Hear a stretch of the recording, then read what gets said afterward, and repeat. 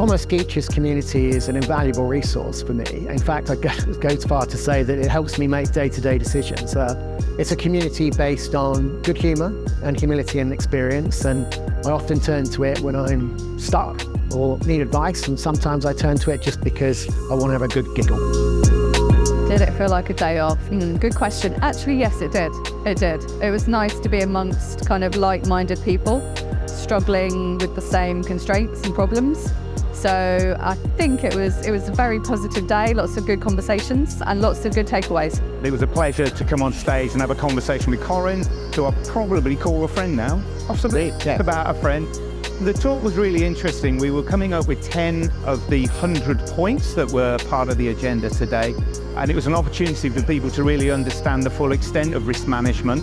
And came here today to present my perception and point of view on risk in e-commerce and hopefully give some insights into areas which retailers can go away and take a look in their own organisations and maybe mitigate some of those risks. Jim has been raving to me about a fraud talk earlier, so that's clearly resonated, I'd say. It has. Yeah, I think what exactly that. I mean, I think it's not just about systems and tools. I mean, everyone talks about those, but actually, you know, part of that ever-changing environment is the fact that you now get organised crime between people who don't know each other. You know, WhatsApp, Telegram groups telling people how to defraud particular businesses because they work out how to get around the returns. That was really fascinating. It's always good to have that knowledge, and I'll definitely be telling you more about that later on, Kat. I think the human element for me, we talk about tech, and that tech is amazing, right? But we're enablers. Yeah. We're enabling people in a business still and making sure that you have those relationships, and hearing other people say they're having exactly the same problems as I am, that feels reassuring and nothing else.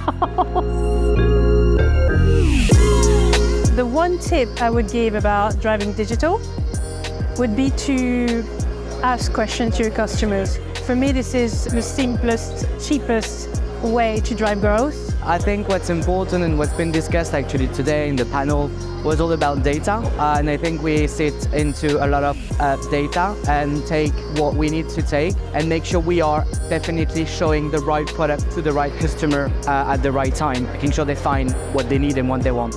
I think the one tip that I would give in terms of driving digital is to remember that a website is a web. Don't assume that it's a tree or a pyramid. You have to, when you build any content on your website, assume that no one is going to see it. If you've got something that you want them to see, you need to introduce call-outs or content spots or improve the navigation or improve the search. Whatever it takes, you need to drive people to your traffic on site and not just assume that they're going to find it.